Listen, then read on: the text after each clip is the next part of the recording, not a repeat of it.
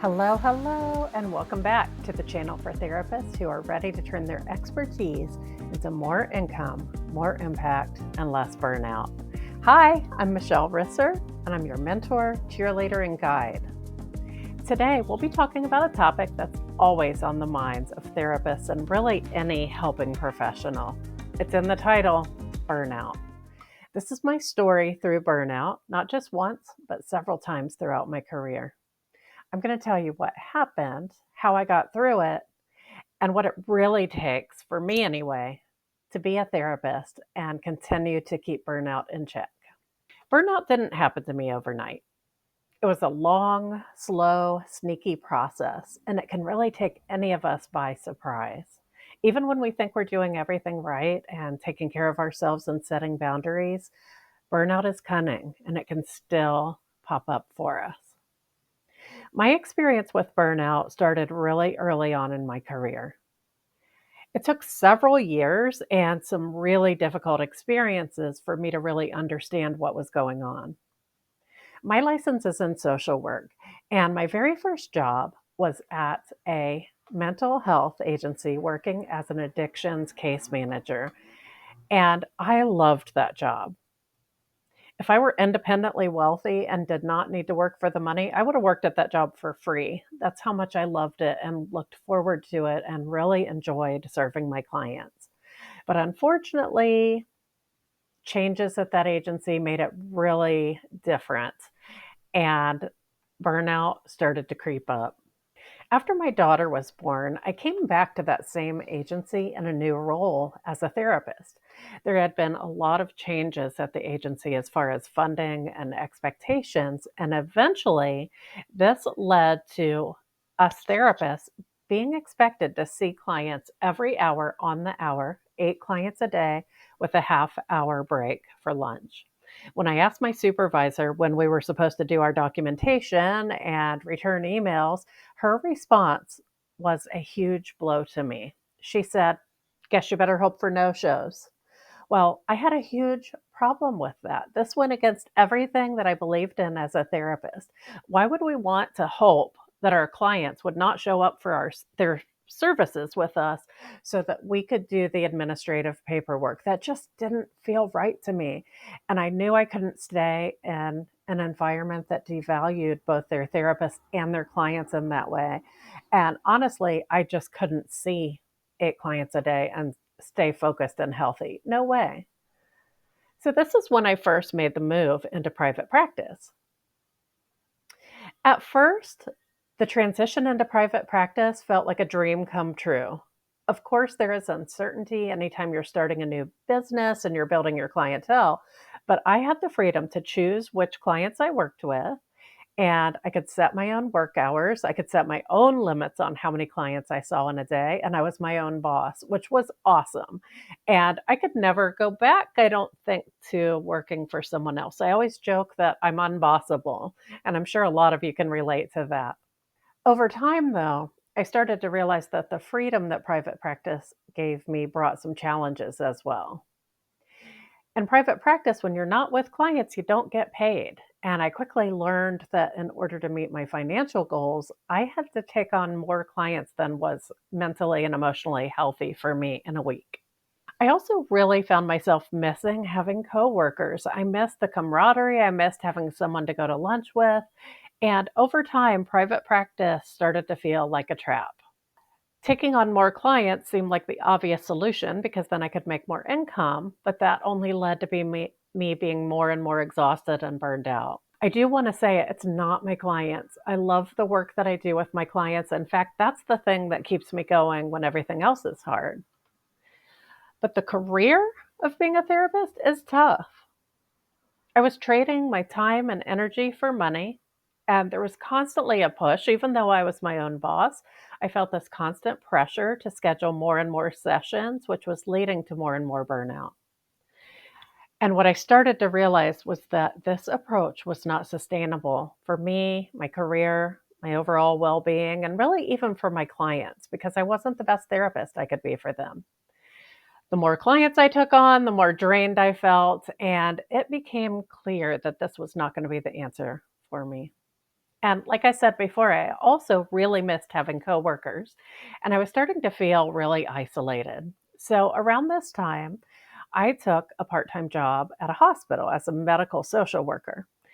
And I had the camaraderie, I had the coworkers. I actually loved the environment. The hospital itself was beautiful. There was this one hallway with all this colored glass that just lit up the space, and I used to love to walk through there. And there are some things that I miss about it, but working with critically ill and very seriously injured children just made me feel even more overloaded. I had a 5-year-old at home at the time, and I the burnout started to creep up on me again for the second time. The third big thing that happened in my relationship with burnout, I guess we could call it, was what I call the Snowy Day Mom Guilt Epiphany. So, this was really my breaking point with burnout, and this was a day when it was winter. School was canceled due to a snowstorm, and I had a jam packed day of clients. This was pre COVID, so I couldn't just jump to teletherapy like I would be able to today. It was either cancel or go into the office. And I was scrambling to find childcare for my daughter. I was able to do a combination of rescheduling some clients, canceling some clients. Some of the clients wanted to cancel anyway due to the weather, and I was able to find childcare for part of the day by taking her over to a friend's house. So, after I dropped her off and I was driving into the office, I realized no one was winning in this situation. I felt absolutely miserable and so torn. I was sad that I wasn't with my kid. I knew that because of this, the way this played out, I wasn't going to be able to be fully present with my clients. And in that moment, I realized that the system is set up to fail us and something had to change for me. So, shortly after that, I made the difficult decision to leave the hospital and focus on purely full time private practice. But guess what? Burnout wasn't done with me yet. And I had a bout of vicarious trauma after a really difficult client situation. And I don't know if you've had vicarious trauma or secondary trauma, but it's not just like I feel tired and I'm burned out. It's like you actually start having symptoms of PTSD yourself. Not long after that, I was diagnosed with an aggressive form of breast cancer. And that's when I was really forced to finally do something different. I could no longer push myself beyond my limits. I knew that I was never going to meet my career goals only working in private practice. And I do take insurance, by the way. So dealing with insurance rates and clawbacks and all that kind of stuff. And I really had to rethink my entire approach to work. So, what I did here was I started learning about adding other income streams. And over time, I have built several income streams, including consulting, coaching, writing, creating digital courses, and teaching continuing education classes. What I realized was that there was nothing I could do to get the balance I was looking for doing therapy alone. I started adding other income streams, and I still do all of these things 4 years later. And I also have really focused on my consulting business where I help other therapists navigate the confusing process of continuing education applications. And this allows them to become CEU providers and start sharing their expertise and have additional income as well. And I do still work as a therapist. I still have a private practice, although nowadays I have a very small caseload. I'm only offering hourly sessions every other week. And I provide intensives, which is a 3 to 6 hour appointment where I do intensive EMDR, and I offer those in the in between weeks. Only 2 weeks a month look like how they used to look with just seeing hourly therapy clients.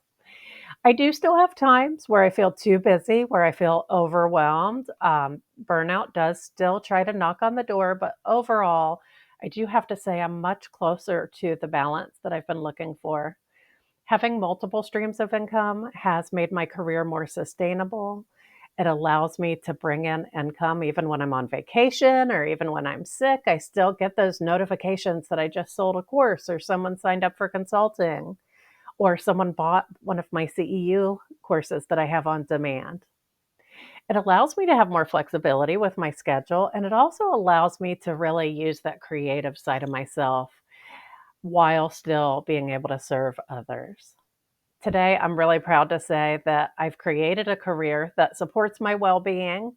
And I do have two businesses, but I run them in a way that allows me to still stay in the field as a therapist while also doing other things as well. It's the balance that feels right for me right now. If you're a therapist struggling with burnout, I want you to know that you are not alone. It's okay to take a step back, to reevaluate, and to explore different paths and new streams of income. It doesn't have to be all or nothing. If you already have multiple income streams, or if you're just getting started, if you've experienced burnout, or if you're interested in maybe changing something in your career, I'd love to meet you and hear your story. Just drop a comment below. Thank you for watching. I wanted to share something a little bit more personal to me today, and please let me know if you can relate to this. I bet a lot of you can. If you found this helpful, don't forget to like, subscribe, and share with your fellow therapist entrepreneurs. I'll see you next time. Bye.